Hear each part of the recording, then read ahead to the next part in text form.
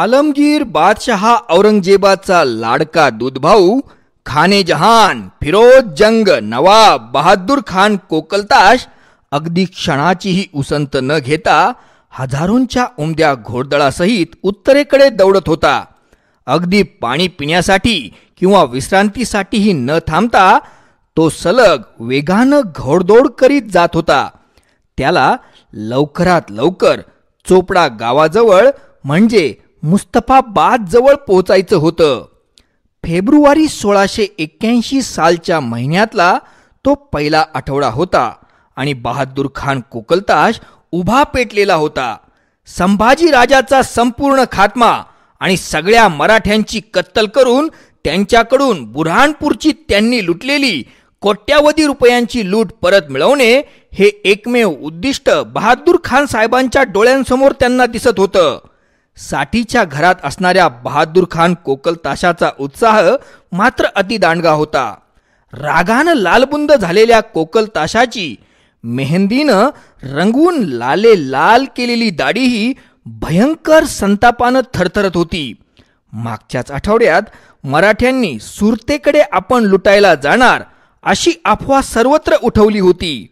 बुऱ्हाणपूर शहरात नेहमी 8,000ची फौज आणि तोफखाना सुसज्ज अवस्थेत असायचा आणि नवाब बहादूर खान कोकलताश साहेब म्हणजे स्वतःच बुऱ्हाणपूरचे सुभेदार होते.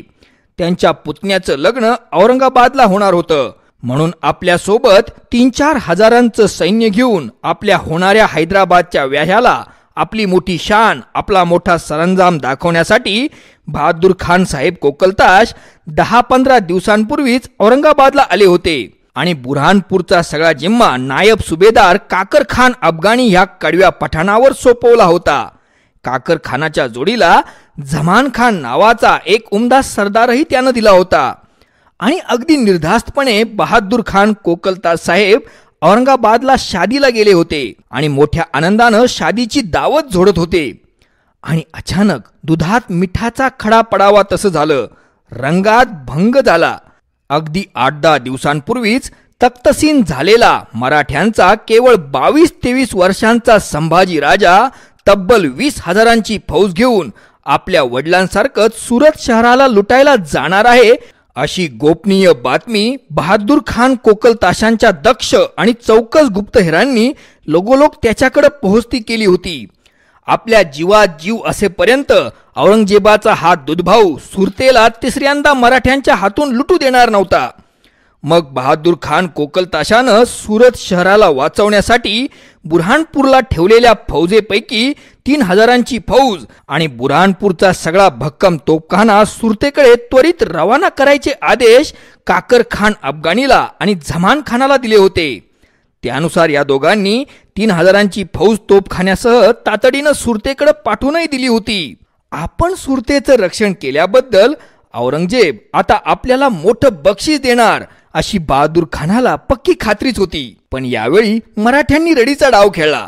सुरतेवर हल्ला करायला आपण जातोय अशी हूल उठून संभाजी राजानं बुऱ्हाणपूरवरच अचानक झडप घातली होती. बुऱ्हाणपूर शहराच्या सौंदर्याचं वर्णन करताना शहजादा अकबर आपल्या बापाला म्हणजे आलमगीर औरंगजेबाला लिहिलेल्या पत्रात असं म्हणतो की बुऱ्हाणपूर शहर हे इतकं सुंदर आहे की जणू विश्वसुंदरीच्या चेहऱ्यावरचा तिळच. बुऱ्हाणपूर शहर तापी नदीच्या किनाऱ्यावर वसलेलं सुंदर शहर.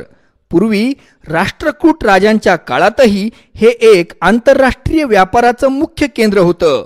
पण बुऱ्हाणपूर शहराला खरा नावलौकिक मध्ययुगात मिळाला तो बहमनी सुलतानशाहीतल्या बंडखोर सरदार सुलतानांमुळं म्हणजे फारुकी सुलतानांमुळं.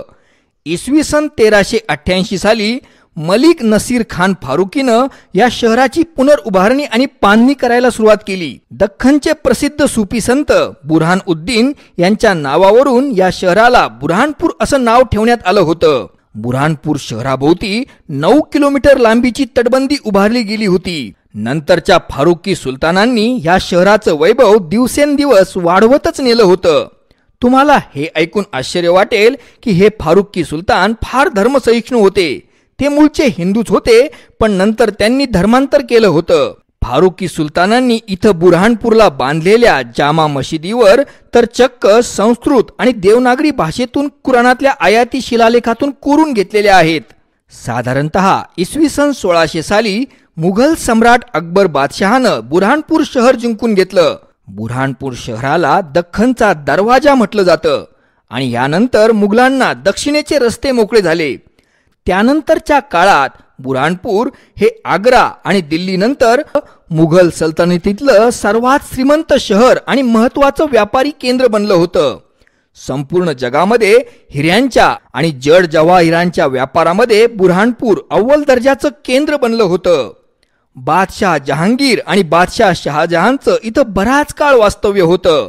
या शहराजवळ संपत्तीनं ओसांडून भरभरून वाहणारे 17 पुरे वसवले गेले होते. यातला बहादूरपुरा हा सगळ्यात समृद्ध पुरा होता, तर नवापुरा, करणपुरा, शहाजहानपुरा, खुर्रमपुरा हे पुरेही कुठेही कमी नव्हते. उलट्या काळजाच्या औरंगजेब बादशहाच्या काळजाच्या सगळ्यात जवळचं ठिकाण म्हणजे बुऱ्हाणपूर हेच होतं. औरंगजेबाची आई बेगम मुमताज महल 17 जून 1631 रोजी बुऱ्हाणपूरला 14व्या बाळंतपणानंतर मरण पावली होती. ह्या मुमताज महलचं अगोदर इथल्या बुऱ्हाणपूरच्याच अहूखान्यात म्हणजे हरिणांच्या बागेमध्ये दफन करण्यात आलं होतं.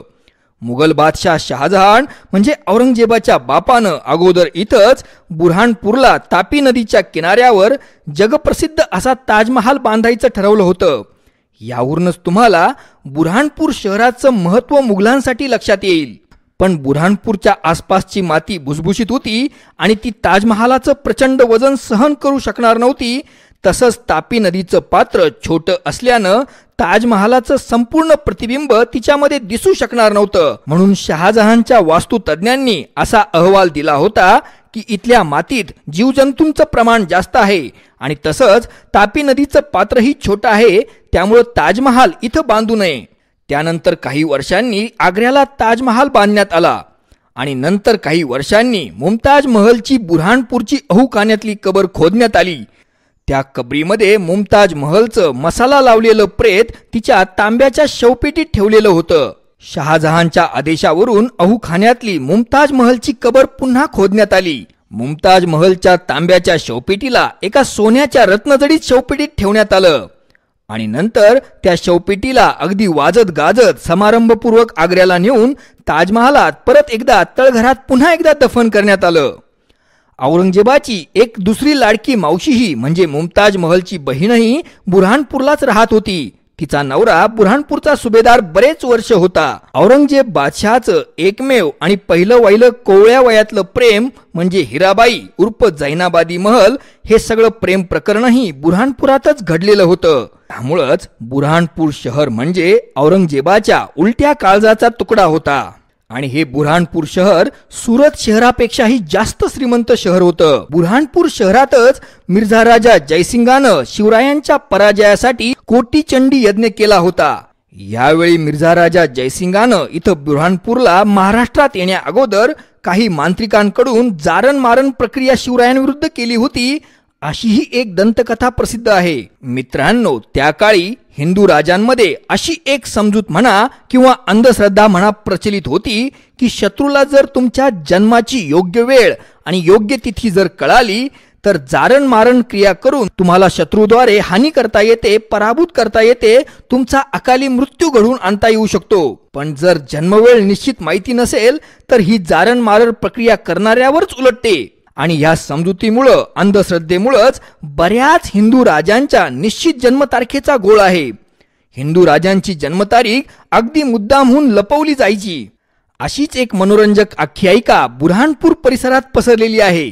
एका प्रसिद्ध मांत्रिकानं मिर्झा राजा जयसिंगाला स्पष्ट सांगितलं होतं की तू जर शिवाजी राजांची जन्मतिथी आणि वेळ मला एकदम योग्य सांगितली नाहीस तर तुझा मृत्यू इथंच बुऱ्हाणपुरामध्ये होईल.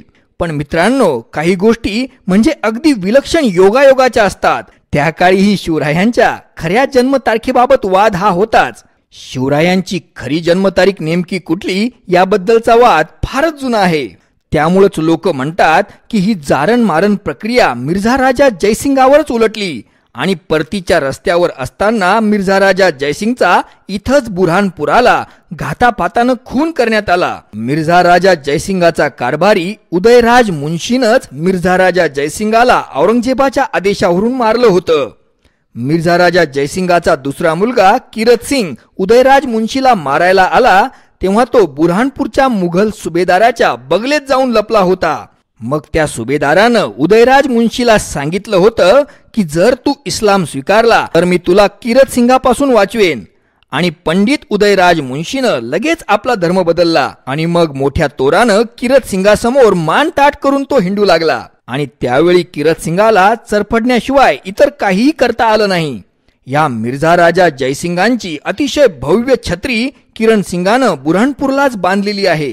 1681 साली औरंगजेब दख्खनवर चालून जाण्याच्या आपल्या प्रचंड भूतोन भविष्यती अशा मोठ्या मोहिमेची जय्यत तयारी जवळपास 2-3 वर्षांपासून करत होता. पण राजस्थानातल्या दुर्गादास राठोडांच्या नेतृत्वाखाली झालेल्या राजपूत उठावांमुळं आणि शहजादा अकबराच्या बगावतीमुळं औरंगजेबाचं दख्खनमधलं येणं थोडं लांबलेलं होतं. पण औरंगजेब दक्षिणेत येणार ही मात्र काळ्या दगडावरची पांढरी रेघ होती. छत्रपती संभाजी महाराजांचा राज्याभिषेक सोहळा रायगडावर 16 जानेवारी 1681 साली संपन्न झाला होता. आणि त्याचवेळी आतून बुऱ्हाणपूरवरच्या हल्ल्यावरची फार मोठी महत्वाकांक्षी मोहीमही आखली जात होती. सुरतेवर छापा मारण्याच्या, सुरतेवर हल्ला करण्याच्या अफवा दिशाभूल करण्यासाठी मराठ्यांकडून जाणीवपूर्वक पसरवल्या जात होत्या. स्वराज्याचे सरसेनापती हंबीरराव मोहिते मामांनी 15-16 हजारांच्या सावध फौजेनिशी जंगलांतून रात्रीच्या वेळी प्रवास करीत बुऱ्हाणपूर शहराला कुणाच्याही नकळत सगळीकडून वेढा टाकण्याचं काम केलं होतं. यावेळी सरसेनापती हंबीरराव मोहितेंनी अशा काही बेमालूम चाली खेळल्या होत्या की कुणालाही जरा सुद्धा शंका आली नव्हती. ज्या इलाक्याजवळून मराठी सैन्य रात्री प्रवास करणार असायचं त्या इलाक्यात अगोदरच 1-2 दिवसांपासून योजना आखली जायची. त्या योजनेनुसार आसपासच्या गावातली सगळी कुत्री सुद्धा अगोदरच गुप्तहेरांमार्फत सगळ्यांना विषारी पदार्थ खाऊ घालून पार मारून टाकली जायची की जेणेकरून रात्रीच्या अंधारात मराठी सैन्य पुढे चाल करताना कुठलीही कुत्री भुंकणार नाही आणि गावकऱ्यांना जाग येणार नाही किंवा चाहूल लागणार नाही. मित्रांनो, मराठ्यांचा गनिमी कावा डोकं चक्रावणारा होता.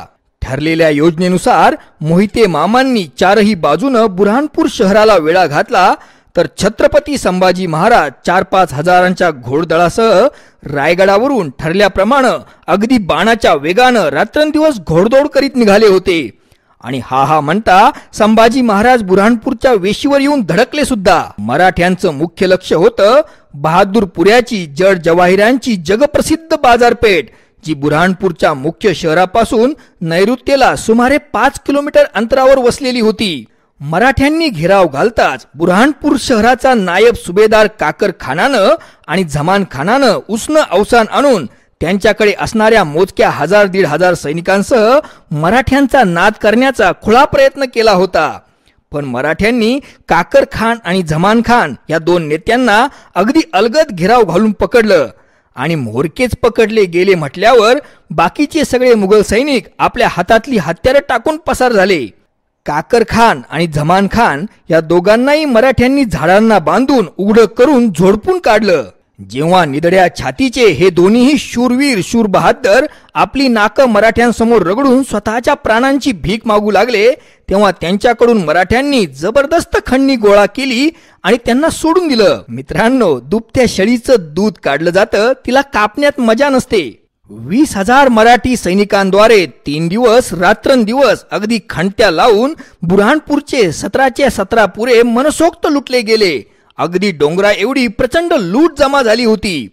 हजारो जनावरांच्या पाठीवर लादूनही खूप सारी लूट अजूनही शिल्लक होती. मग मराठ्यांनी यावेळी केवळ नगदी माल, रुपये, सोने, चांदी, हिरे, मोती, जवाहिरच सोबत घेण्याचं ठरवलं.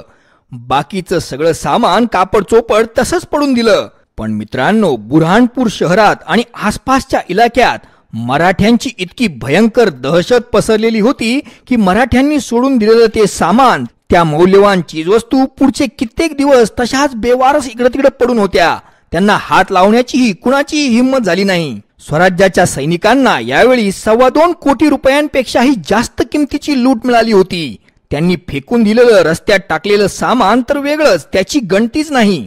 केवळ रोख रक्कम, जडजवाहीर, सोन्या चांदीची मिळालेली लूट म्हणजे 2.25 कोटी रुपयांपेक्षाही जास्त किमतीची होती, जी सुरतेच्या लुटीपेक्षाही दुपटीपेक्षाही जास्त होती. बुऱ्हाणपूरचे 17 पैकी 12 पुरे पेटवून देण्यात आले.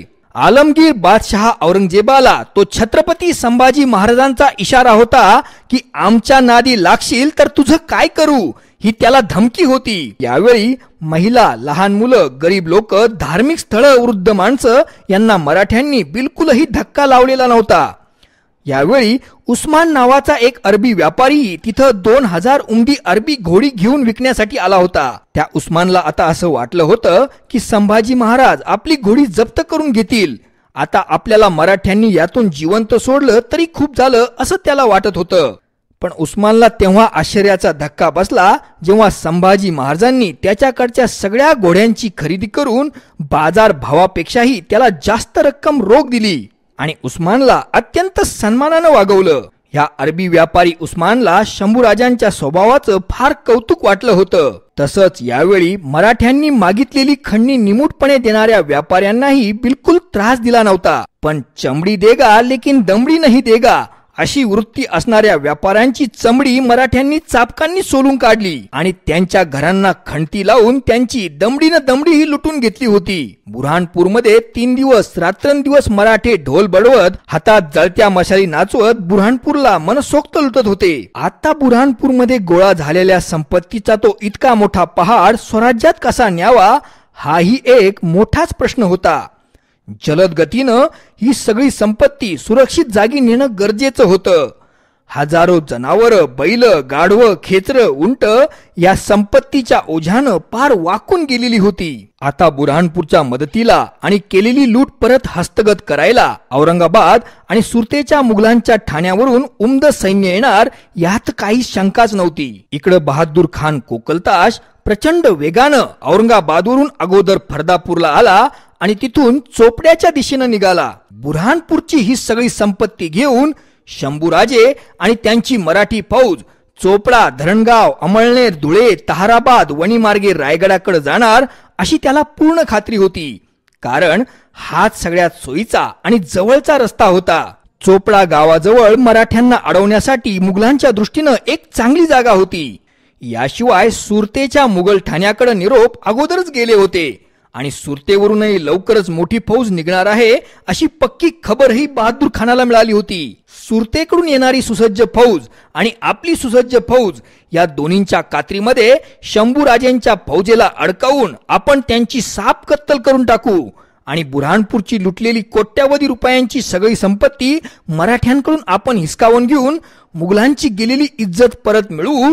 याशिवाय मराठ्यांना त्यांच्या छत्रपतींसह सापडून त्यांचं स्वराज्याचं स्वप्नच आता आपण धुळीला मिळवायची ही एक नामी संधी त्याला वाटत होती. त्यामुळंच बहादूर खानानं चिडून सर्व शक्ती आता पणाला लावलेली होती.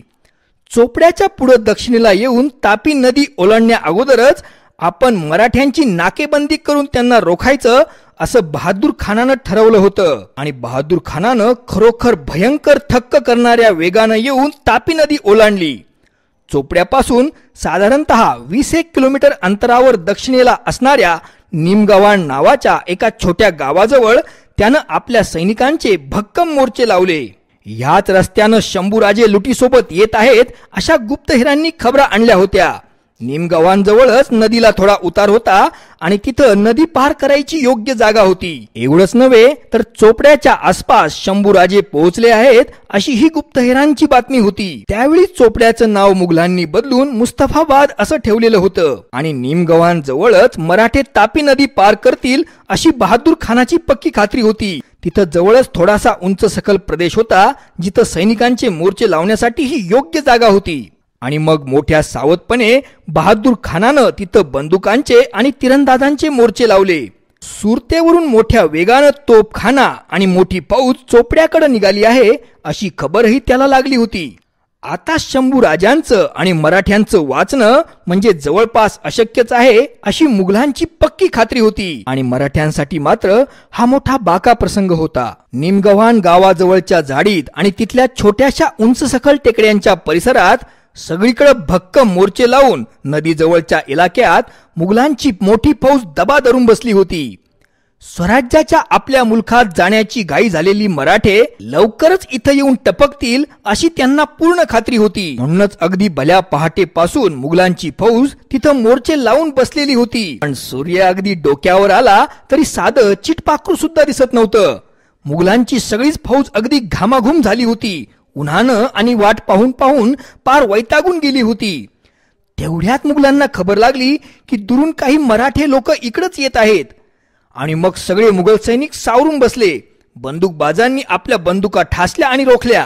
तिरंदाजांनी आपल्या धनुष्यांवर बाण चढवले आणि सावध पवित्रे घेतले. वाऱ्याच्या वेगानं पळणाऱ्या मराठी घोड्यांचा आपल्याला लगेच सामना होईल या नुसत्या कल्पनेनंच मुघल फौजेचे पाय लटलटा कापत होते. आणि आता लगेच मराठ्यांच्या छातीत धडकी भरवणाऱ्या शिंग तुताऱ्या वाजतील या आशेत सगळेजण होते. पण तिकडून 200-300 मराठी लोक मरतुकड्या घोड्यांवर एका मंद गतीनं अगदी झुलत झुलत रमत गमत आरामात येत होते. आणि त्या घोड्यांच्या पुढं 2-3 उंट अगदी डुगडुगत हळूहळू चालत येत होते. मुघल फौजेचा मराठ्यांच्या बाबतीत हा मोठा अपेक्षा भंग झाला होता. या लोकांकडं ना फारशी हत्यारं होती आणि 2-4 लोक जर सोडली तर बाकी सगळीच्या सगळी अगदी बाजारबुणगी मंडळी दिसत होती. या लोकांनी आपल्या आयुष्यात कधी हत्यार तरी हातात घेतलं असेल की नाही अशी शंका त्यांच्याकडे पाहून येत होती. पण तरीही ते 200-300 लोक अगदी जवळ आल्यानंतर मुघल फौजेनं त्यांना गराडा घातला आणि त्या सगळ्यांनी घाबरून आपले हात वरती करून आम्ही वकिली पथक म्हणून ओरडायला सुरुवात केली.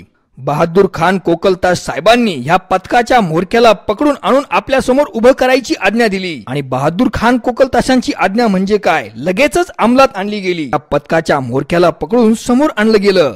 तो म्होरक्या होता मुल्ला काझी हैदर, मराठ्यांचा वकील. जेव्हा दरडावून बहादूर खान कोकलताशानं मुल्ला काझी हैदरला विचारलं, कहा जा रहे हो, कौन हो तुम लोग, तेव्हा मुल्ला काझी हैदरनं सांगितलं की मी संभाजी महाराजांचा वकील आहे आणि भागानगरच्या कुतुबशहाकडं महाराजांच्या दक्षिण मोहिमेबद्दलचा निरोप घेऊन निघालोय.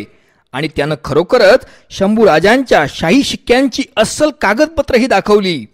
यावर गोंधळलेल्या बहादूर खानानं काझी हैदरला विचारलं की शंभूराजा कुठे. तेव्हा काझी हैदरनं अगदी छातीवर हात ठेवून शपथपूर्वक सांगितलं की शंभूराजांनी काल परवाच हातनूर जवळ तापी नदी ओलांडली आणि ते आता एदलाबादच्या रस्त्यानं गेले आहेत. आणि मित्रांनो, तो रस्ता तिथून जवळपास 100 किलोमीटर दूर होता.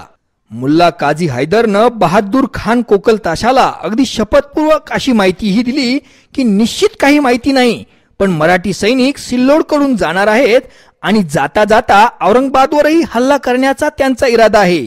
अशी काहीतरी चर्चा फौजेमध्ये चालू होती असं त्यानं सांगितलं. शंभूराजांच्या या सगळ्या वकिली पथकाला बहादूर खानानं ताब्यात घेण्याचा आदेश दिला होता. मराठ्यांचा औरंगाबाद शहरावर हल्ल्याचा इरादा ऐकताच बहादूर खान कोकलताशाच्या पायाखालची जमीनच सरकली. कारण त्यानं मोठ्या जोशात एक भयंकर घोडचूक केली होती. औरंगाबाद शहरावरून इकडे चोपड्याला येताना बहादूर खान कोकलताशानं तिथली जवळपास सगळीच राखीव फौज आपल्या सोबत आणलेली होती.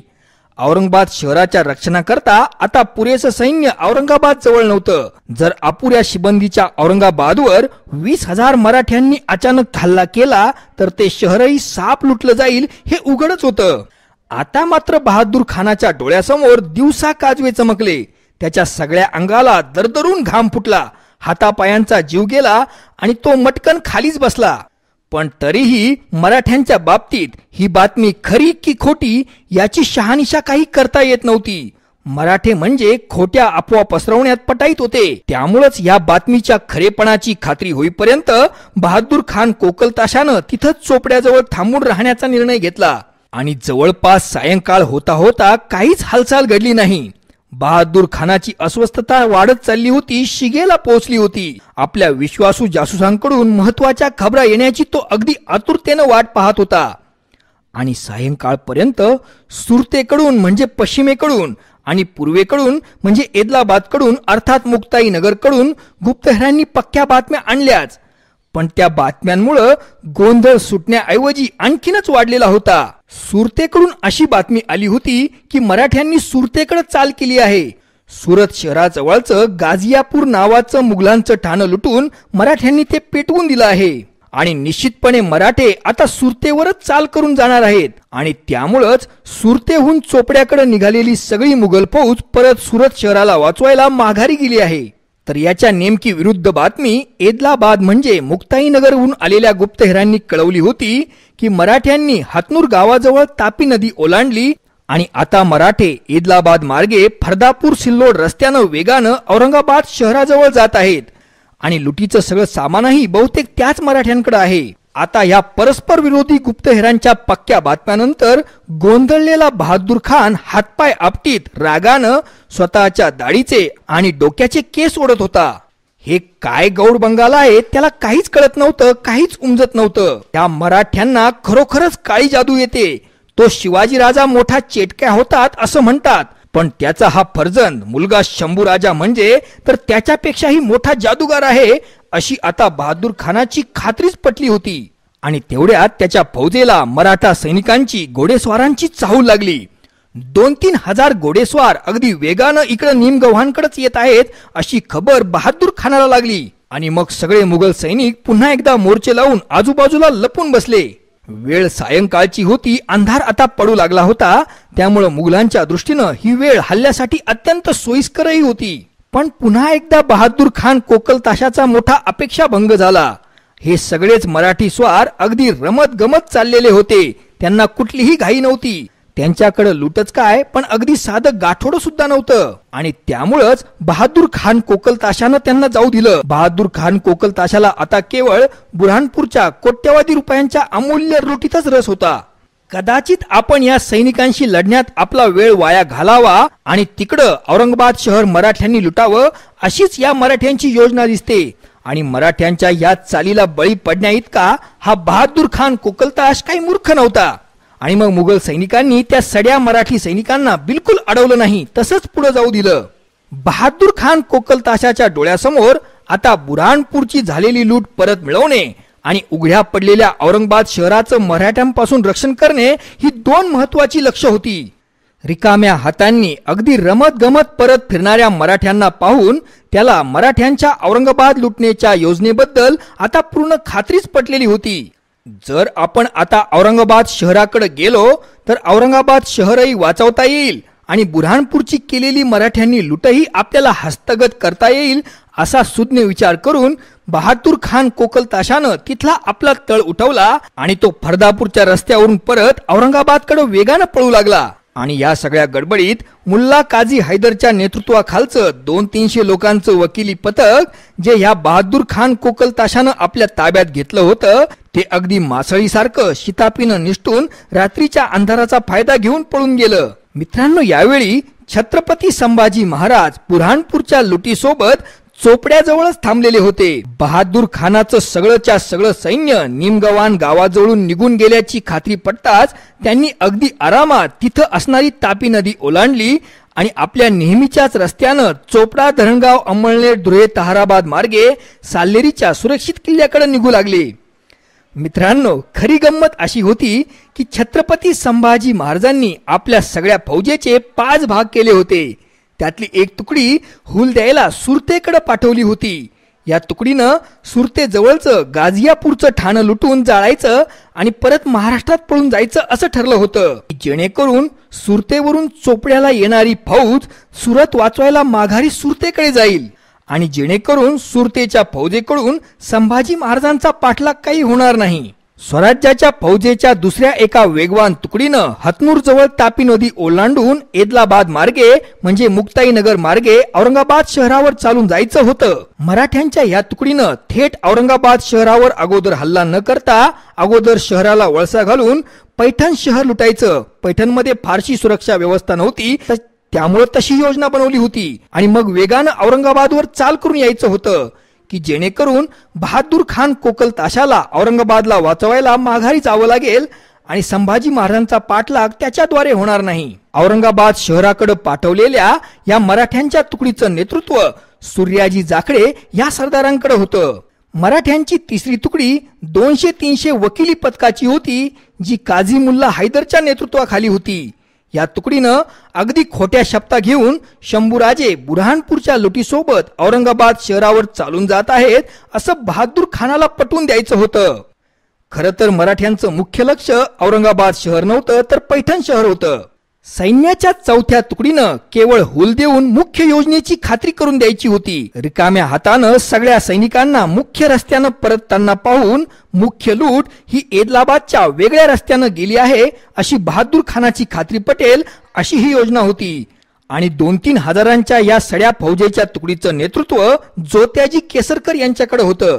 आणि मराठ्यांच्या फौजेचा सगळ्यात मोठा 5वा भाग हा चोपड्याजवळच शंभूराजे आणि सरसेनापती हंबीरराव मोहित्यांसोबत मुक्कामाला आडरानात थांबलेला होता.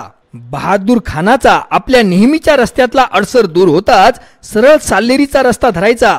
साल्लेरीच्या किल्ल्यावर निम्मी लूट ठेवून बाकीची लूट थेट रायगडावर न्यायची अशी ती योजना होती. आणि मित्रांनो, ठरल्याप्रमाणेच सगळं घडलेलं होतं.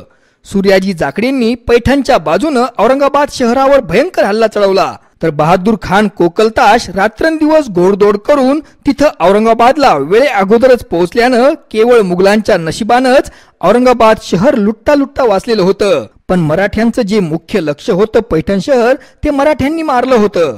खरोखरच मित्रांनो, शंभूराजेंच्या बुद्धिमत्तेची आणि त्यांच्या गनिमी काव्याची तोड नाही. आणि ह्या घटनेनंतर बहादूर खान कोकलताशाची अवस्था, बुरहानपूरचं तूपही गेलं, पैठणचं तेलही गेलं आणि कोकलताशाच्या हाती केवळ दुपाटनच उरलं अशी झाली होती. या अत्यंत अपमानास्पद घटनेनंतर बादशाह आलमगीर औरंगजेब बहादूर खान कोकलताशावर भयंकर खवळलेला होता आणि आपल्या या दूधखोळ्या दूधभावाची त्यानं तिथून बदली करून टाकली होती. मित्रांनो, अशाच सुंदर सुंदर कहाण्या आणि किस्से ऐकण्यासाठी आपण माझ्या YouTube चॅनलला भेट द्या. आपल्या प्रोत्साहनाची मला गरज आहे. मला प्रोत्साहन देण्यासाठी आपण माझ्या YouTube चॅनलला सबस्क्राईब करा. माझ्या व्हिडिओला लाईक करा, कॉमेंट करा आणि शेअर सुद्धा करा. आपले खूप खूप धन्यवाद.